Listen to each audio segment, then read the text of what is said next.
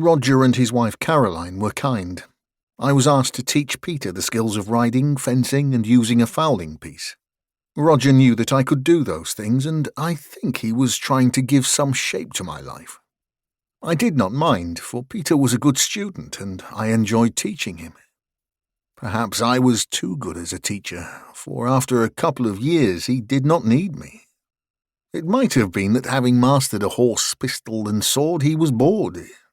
I never bored of riding. I loved hunting by the river with a fowling piece, and whilst I rarely had the chance to use either the sword or the pistol, I still practised each day, and my sword, my father's sword, was always sharp enough to shave with. I felt guilty as I thought I was leeching from my father's friend. I knew that I was an expense. There were 2 horses that had to be fed, and I had a healthy appetite. My clothes needed to be laundered. Roger's wife never complained, but I was a guest in her house, and I did not enjoy the experience.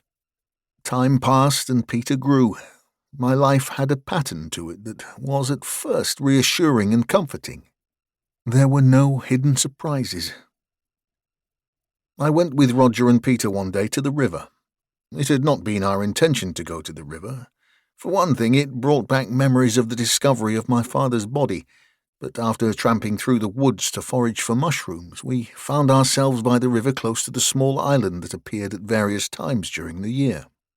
We sat on the bank and speculated about the island. I had studied history when I had a tutor. I knew there was a Roman fort here, and there were the remnants of a Roman bridge, in addition to the one that now spanned the river. I pointed to the island. I wonder if this was here when the Romans were around. Roger smiled.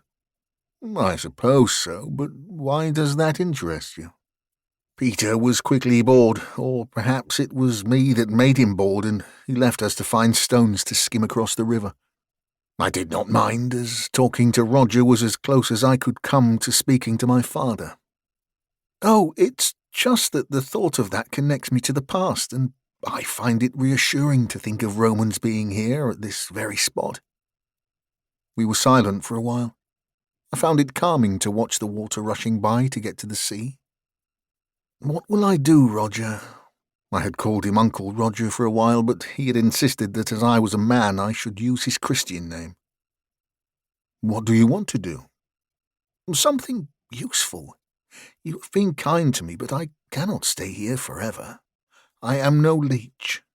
A fish popped up for air, and as a kingfisher swooped, it descended before it could be devoured.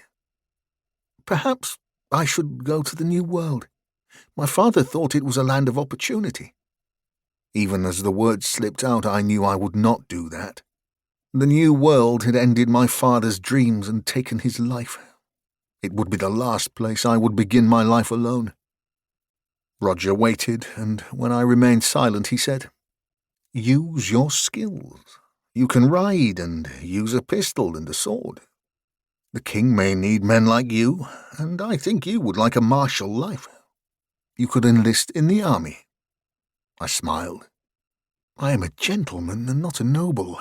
His guards have titles. There are the Lieutenant of Durham's men, or even the militia commanded by Sir Giles. I cocked an eye and he smiled. I know that they're a source of great amusement, but you could be an officer. What, and parade when the lieutenant or the bishop wishes to have their reputations enhanced? I think not. Perhaps I could go abroad. If I sold one of my horses, I would have enough for a passage. Roger shook his head. You need not sell an animal.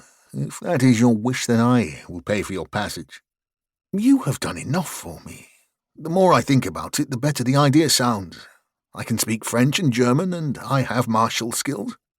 But you would be an innocent abroad. Where would you start?